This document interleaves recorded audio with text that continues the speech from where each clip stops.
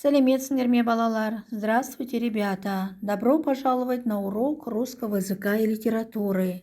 Сегодня мы продолжаем изучать раздел «Вода– источник жизни». Урок номер 56. Тема сегодняшнего урока – «Жемчужины Казахстана». Сегодня на уроке вы узнаете о реках и озерах, которые стали жемчужинами Казахстана. Научитесь различать полные и неполные предложения, употреблять их в речи. Прочитайте ключевые слова и предположите, какую информацию вы получите из текстов урока. Семиречье, Айнабулак, Алакуль, Кульсай, Алатау, Тяньшань. Упражнение номер 1. Прочитайте, скажите, слова какой тематической группы преобладают в тексте. Из родников, ключей и болот вода течет в ручьи, из ручьев в речки, из речек большие реки, а из больших рек течет в моря. С других сторон в моря текут другие реки, и все реки текут в моря с тех пор, как мир сотворен. Лев Николаевич Толстой. В тексте преобладают слова из тематической группы водоемы, то есть родник, ключ, болото, ручей, речка, река, море. Правило. Неполные простые предложения – это предложения, в которых пропущен какой-либо член главный или второстепенный, который легко восстанавливается по смыслу. Например, за спиной лес, справа и слева болото. Сравниваем. За спиной находится, расположен, виден лес. Упражнение номер 2. Прочитайте текст и озаглавьте его. Какими чувствами, на ваш взгляд, проникнут отрывок? Как в тексте проявляется авторская позиция? Найдите предложения, в которых заключена основная мысль произведения. Выпишите неполные предложения и восстановите пропущенный член подходящим по смыслу словом. Обратите внимание на особенность интонации и постановку знаков препинания в неполных предложениях. 7 вод, 7 рек, семиречье. Жеті, 7. Су, вода. Это мое Жетісу, мой родной край. В слово «жеті» казахи вкладывают множественный смысл, то есть не 7, а десятки рек стекают с гор Жетісу. Недалеко от моего аула есть чудо природы, Тамшыбулак. Он в переводе означает «капля ручей».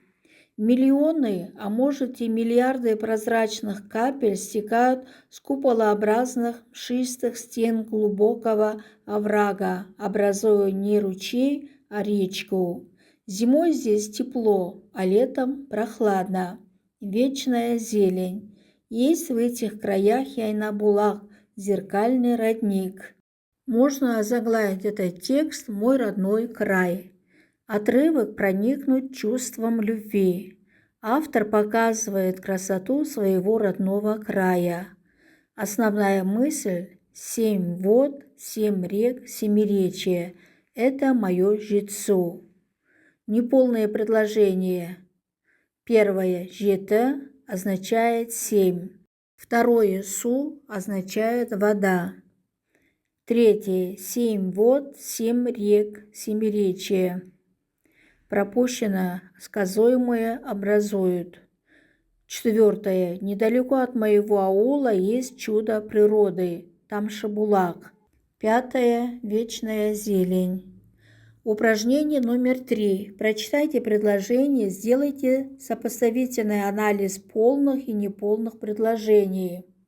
Первая графа. Прочитаем предложение. Пришла долгожданная зима. Приятно любоваться заснеженными елями. Это у нас полное предложение. Вторая графа. Зима пришла? Пришла. Чем ты любуешься? Заснеженными елями. Это у нас неполное предложение. В В полных предложениях есть все члены предложения. В неполных предложениях некоторые члены предложения отсутствуют. Например, холодная зима пришла. Зима пришла.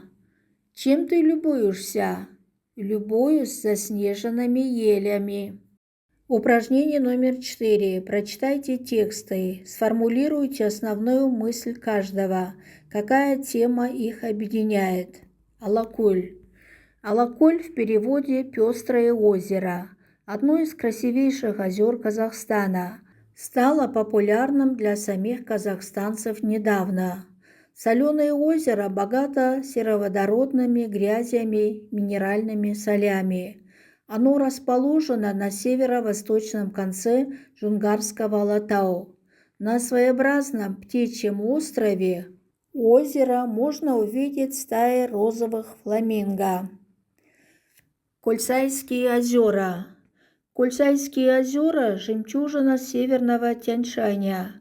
3 высокогорных озера расположены в отрогах хребта Кунгей-Алатау. Прекрасное место для пеших походов, путешествий верхом на лошади и горных велосипедах. Недалеко от Кольцайских озер еще одно уникальное озеро – Каинда. В переводе Каинда – березовое, но его окружают не березы, а великолепный хвойный лес на высоте 2000 метров над уровнем моря. Озеро образовалось около 100 лет назад в результате обвала огромной массы известняка. С вершины скалы открывается чудесный вид на ущелье Сата, панораму реки Чилик, ущелье Каинда. Карточка информатора. Седоводородные грязи, күкіртті балшық, минеральные соли, минералды тұздар, высокогорное озеро, биік таулы көл, отрог хребта, скальный выступ, уровень моря, теңіз деңгейі, обвал, опырылу, панорама, вид, обзор, ущелье, шаткал.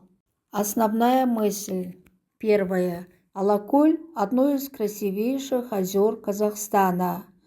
Второе. Кольцайские озера – жемчужина северного Тянь-Шаня. Их объединяет тема описания красивых мест Казахстана. Работа в группах. Первая группа, первый вопрос. Определите стиль и тип текста А. Описание. Первая группа, второй вопрос. Придумайте свой заголовок к тексту А. Пестрое озеро. Первая группа, третий вопрос. Почему озеро Алакуль имеет такое название? Из-за минералов озеро выглядит как пестрое. Первая группа, четвертый вопрос. Выпишите из текста А ключевые слова, раскрывающие его тему. Соленое озеро, Джунгарский Алатау, фламинго. Первая группа, пятый вопрос. Найдите и выпишите неполные предложения из текста А. Восстановите пропущенные члены предложения подходящими по смыслу словами. Неполное предложение. Алакуль в переводе «пестрое озеро». Если восстановим пропущенный член предложения, то у нас получается предложение «Алакуль» означает в переводе «пестрое озеро». Вторая группа, первый вопрос. Определите стиль и тип текста Б. Текст повествования. Вторая группа, второй вопрос. Придумайте свой заголовок к тексту Б. Жемчужина северного Тянь-Шаня. Вторая группа, третий вопрос. С чем связано название реки Каинда? Окружает хвойный лес. Вторая группа, четвертый вопрос. Выпишите из текста Б ключевые слова, раскрывающие его тему. Жемчужина, озеро Каинда, березы, хвойный лес, скала. Вторая группа, пятый вопрос. Найдите и выпишите неполные предложения из текста Б, Восстановите пропущенные члены предложения подходящими по смыслу словами. Неполное предложение: Кольсайские озера – жемчужина северного Тянь-Шаня.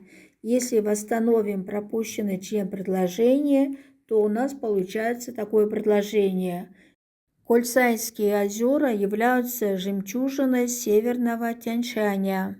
Лингвистический турнир. Первое. Алаколь переводится как «пестрое озеро». Второе. Семиречие по-казахски означает «жеті өзен». Третье. Айнабулах в переводе звучит как «зеркальный родник». Четвертое. В переводе с казахского «кайынды» – «березовая». Пятое. Тамшыбулах в казахском языке означает «капля, ручей». Учимся самостоятельно. Подготовьте сообщение на тему «Жемчужины Казахстана», используя рафт. Роль – ученик, аудитория – сообщение, форма – одноклассники, тема – «Жемчужины Казахстана». Спасибо вам за урок. До следующей встречи.